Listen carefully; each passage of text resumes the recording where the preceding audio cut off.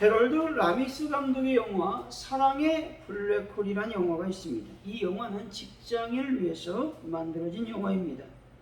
방송국 기상캐스터인 필은 유능한 방송이었지만 실은 왕자병이 중증이었습니다. 작은 마을의 두더지 축제를 취재하라는 지시를 받고 투덜거리는 것이죠. 취재를 할 때도 불만이 가득한 얼굴이었고 그렇게 하루를 보냈는데 다음 날에 문제가 생겼습니다. 분명히 하루가 지났는데 다음 날도 똑같은 축제의 날이 된 것이죠. 같은 사람을 만나고 같은 방송을 또 해야 했습니다. 그런데 그 다음 날도 같은 일이 반복되는 것입니다. 똑같은 하루에 지친 필은 자살을 시도하지만 죽음도 반복되는 일상을 해결하지 못합니다. 거의 죽을 지경이 된 후에야 필은 마음을 바꾸기로 결정했다는 것입니다. 이왕 보내는 동일한 하루라면 이전과는 다르게 그렇게 살기로 결정했다는 것이죠.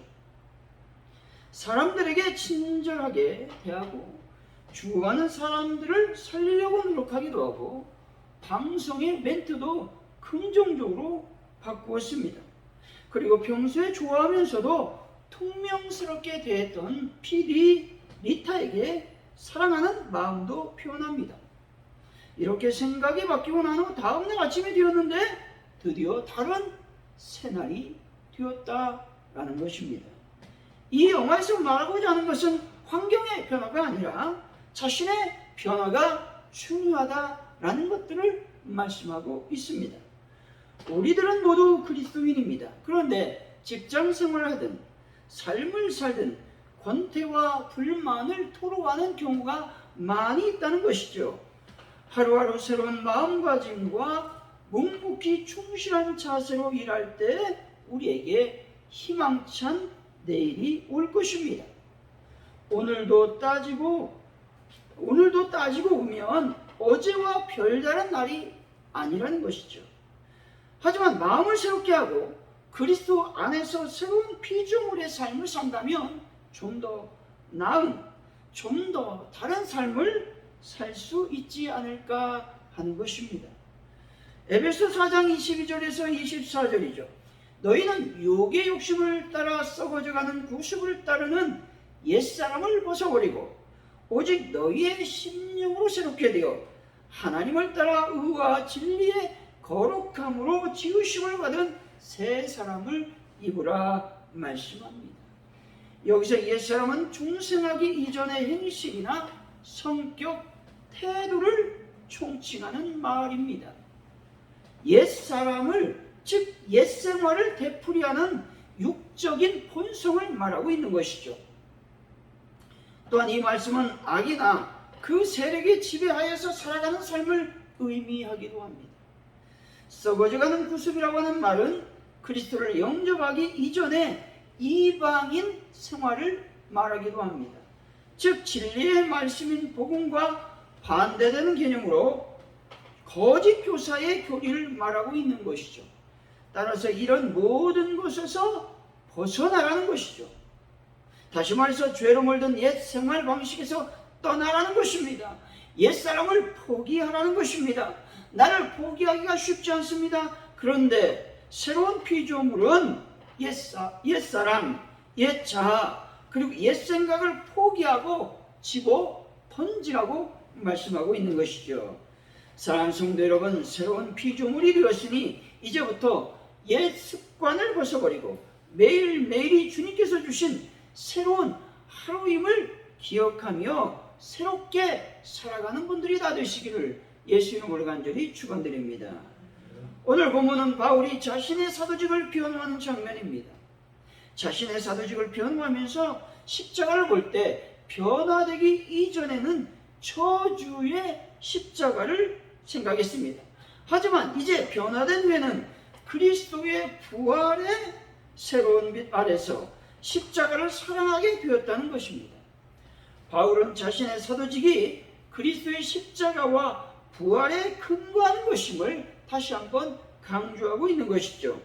참된 그리스도인의 삶은 예수님을 믿고 그분과 연합된 삶을 사는 새로운 피조물의 삶이라고 하는 것입니다. 그리스도인은 성령을 통해 거듭났기 때문에 더 이상 옛사람이 아니라고 하는 것이죠.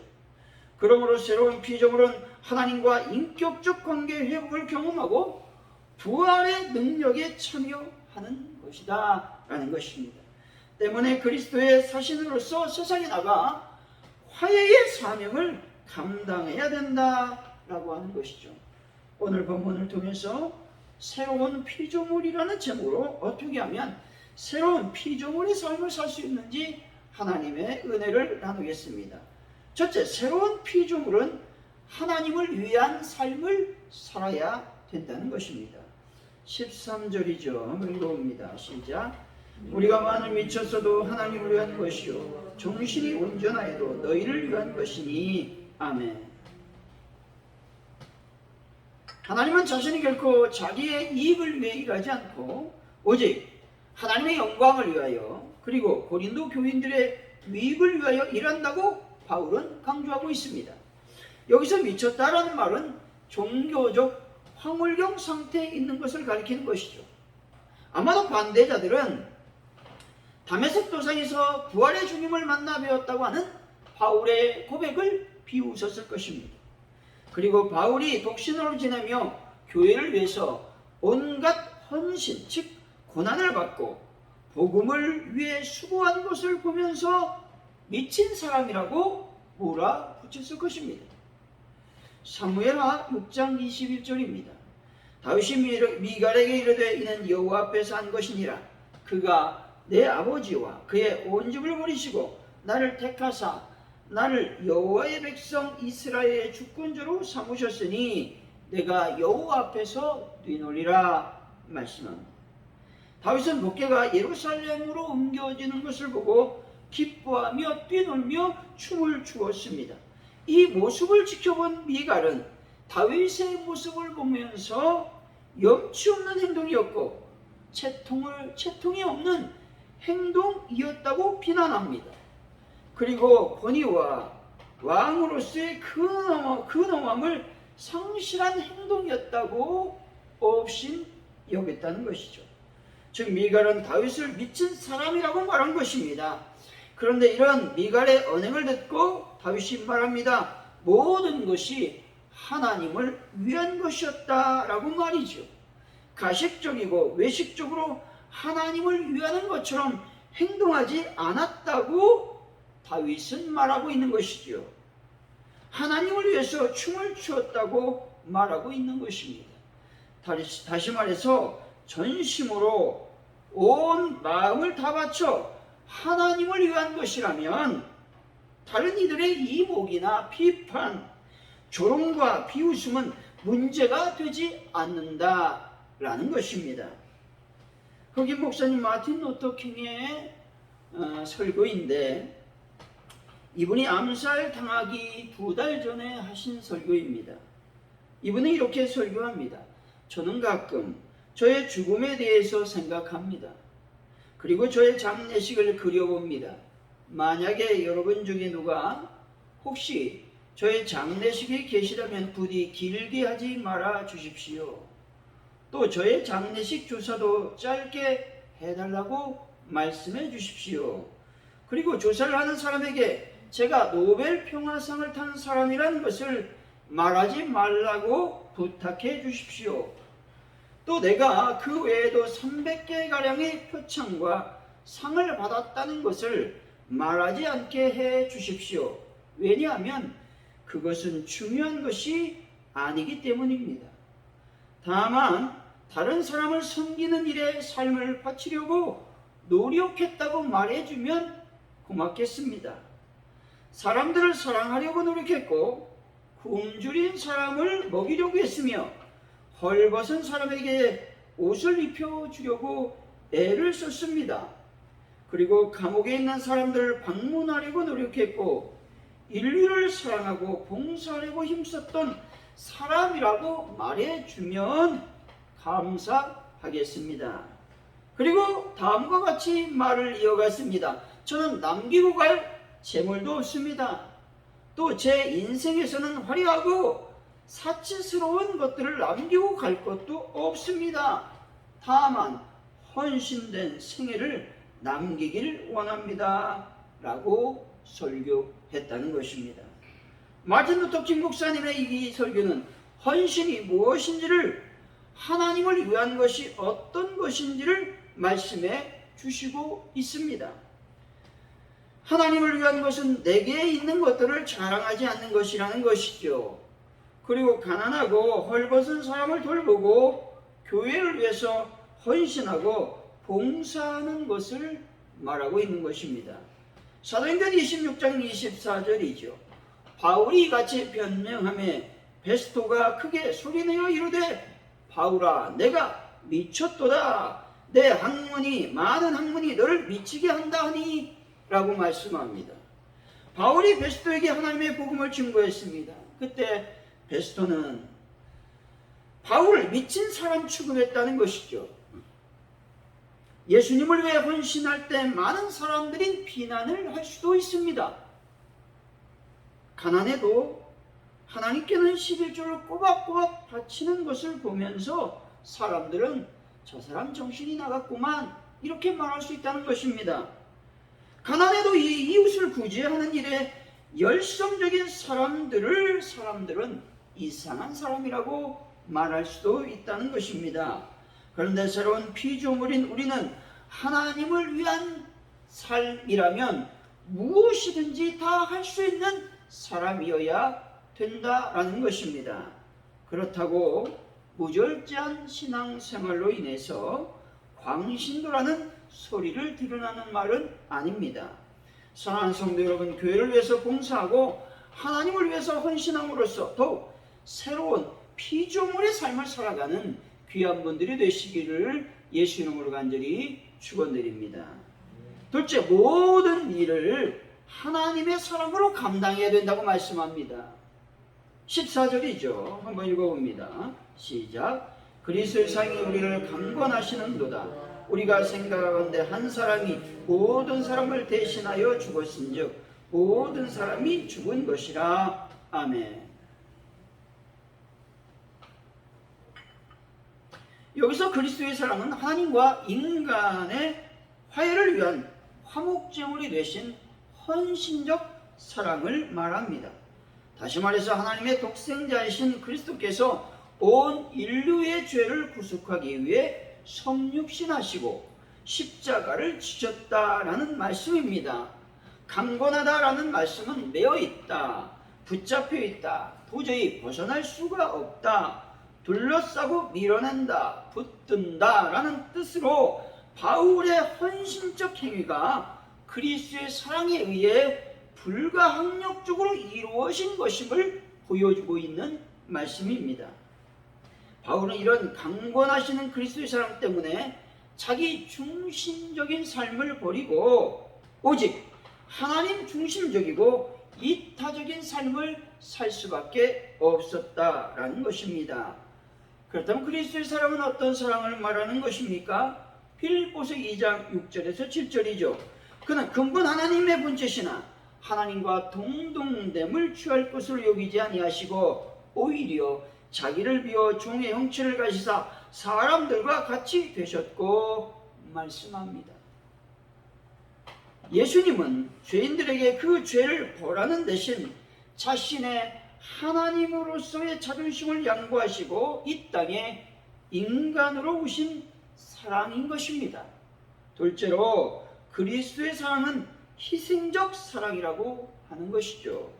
그리스도는 죄인 된 우리를 대신하여 고난을 받으시고 십자가에서 대속적 희생을 치르셨다 말씀합니다.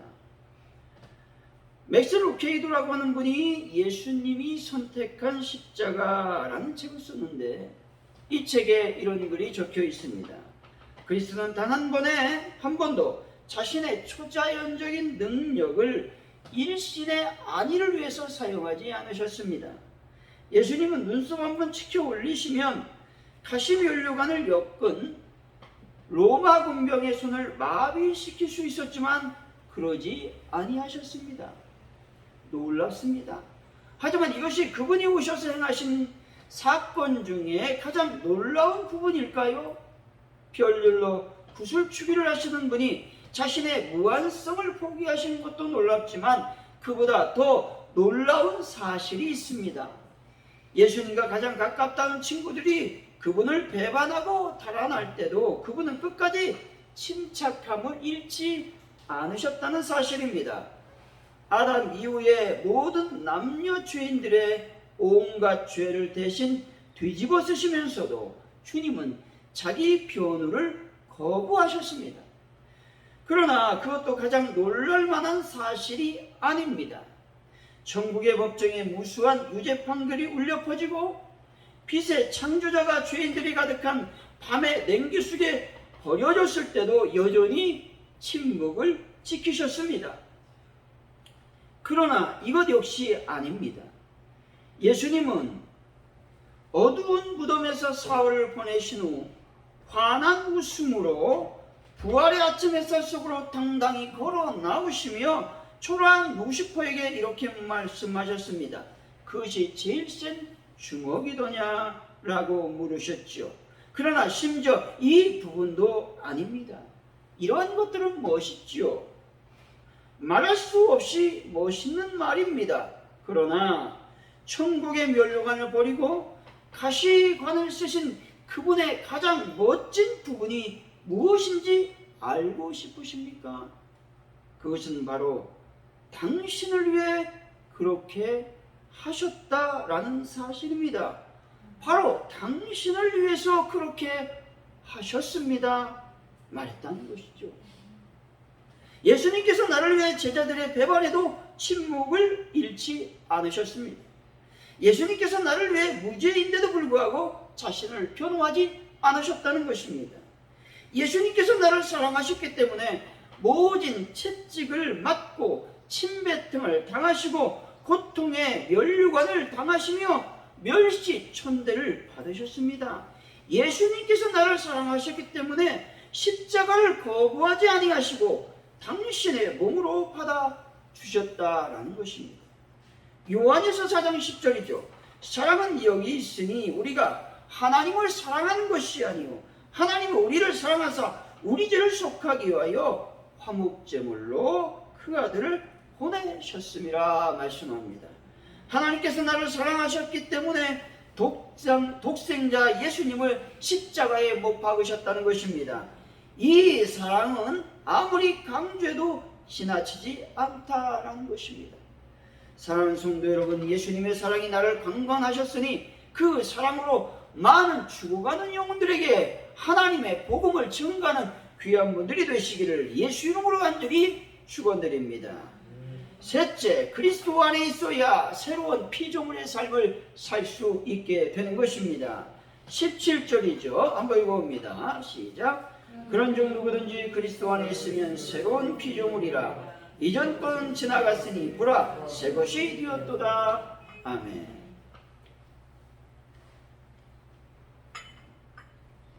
여기서 안에라고 하는 말은 가운데 또 안쪽이라고 하는 의미가 있지요. 어떤 물체나 공간에 둘러싸인 가쪽에서 가운데로 향하는 안쪽을 말하는 말이 안에라고 하는 말이죠. 다시 말해 예수님에게 소속된 신분으로 그의 소유로서 예수님과 친밀한 관계 속에 연합과 일치를 말하는 것입니다. 또한 그의 말씀에 따라 행하는 특정한 영적 위치를 말하는 말이기도 합니다. 따라서 그리스도 안에 있다는 것은 그리스도와 친밀한 연합을 의미한다는 것이죠. 요한복음 15장 4절 상반절입니다. 내 안에 와라 나도 너희 안에 거하리라 말씀합니다. 여기서 거하다라는 말씀은 한 번 내려진 결단을 계속적으로 이루어간다라는 의미가 있습니다.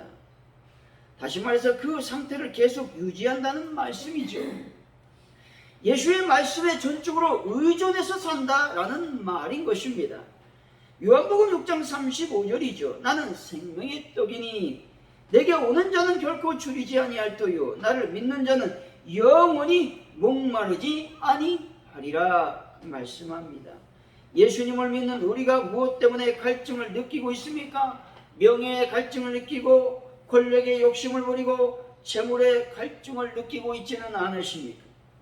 예수님께서 나를 목마르지 않게 하신다는 믿음을 가질 때 가난해져도 고독해져도 두렵지 않다는 것입니다. 예수만으로 부유해지고 외롭지 않을 수 있다라는 말씀이죠. 예수만으로 충분히 생명을 누릴 수 있다는 것입니다. 근데 문제는 예수님을 믿어도 무엇인가 부족하다고 느끼는 것이 문제라는 것입니다. 영원히 목마르지 않는다고 하신 그 말씀을 들어서 알고 있습니다. 믿고 있습니다. 하지만 과연 나의 삶 속에서 예수님으로 충만한 삶을 살아가고 있느냐 하는 것이죠. 정말 예수님밖에 없습니다 라고 고백하며 그런 삶을 살 수 있겠느냐 하는 말입니다. 이런 삶을 살아야 되는 것이죠. 왜냐하면 예수님으로부터 오는 만족은 잠시 목마름을 해결하는 물 한 컵이 아니라 뱃속에서부터 흘러 넘치는 강물이기 때문에 그렇습니다. 여러분, 오늘도 속지 마시기 바랍니다. 잠시 나를 즐겁게 해줄 수 있는 세상 것들에 속지 말라는 말입니다. 오직 말씀과 기도로 주님을 더 갈망하는 삶을 살아가시기를 바랍니다. 존 워너메이커가 사업가로서 60년을 맞아서 기념 행사를 했습니다. 근데 한 기자가 이렇게 질문하는 겁니다. 회장님, 지금까지 투자한 것 중에서 가장 성공적인 투자는 무엇이었습니까? 그는 답변을 마음속에 담고 있었다는 듯 한 채 거리낌도 없이 이렇게 대답합니다. 내가 10살 때 최고의 투자를 한 적이 있지요. 그때 나는 $1 75센트를 주고 예쁜 가죽 성경 한 권을 구입했어요. 이것이 내 인생에 있어서 가장 위대한 투자였습니다.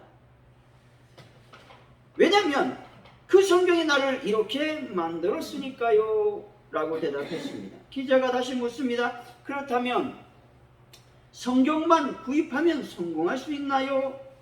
그렇지 않습니다. 먼저 하나님을 믿고 말씀을 실천해야 됩니다. 하나님을 신뢰하며 즐겁고 기쁘게 일하다 보면 성공은 어느새 자신 옆에 다가와 있게 됩니다 라고 말했다는 것이죠. 말씀 안에 거한다는 것은 하나님의 말씀을 실천한다는 것을 말합니다. 말씀이 나를 이끌어 가시도록 다시 말해서 예수님께 나의 주인의 자리를 어떻게 해야 됩니까? 양보해야 된다라는 말씀입니다. 여러분 안에 예수 그리스도께서 살고 계심을 꼭 믿으시기를 바랍니다. 우리가 지금 해야 될 일은 나의 주인을 바꾸는 일입니다. 고집 부리지 말고 겸손하게 주님의 말씀을 따라 살아가시기를 바랍니다. 새로운 피조물로서의 삶은 하나님을 위하고 하나님의 사랑으로 모든 일을 감당하는 것입니다. 그리고 그리스도 안에 주님의 음성을 따라 살아가는 것이지요. 사랑하는 성도 여러분, 그리스도와 함께 십자가에 못 박혔으니 이제부터 예수 안에서 하나님의 사랑으로 하나님께 영광을 돌리는 삶을 살아가시기를 예수 이름으로 간절히 축원드립니다.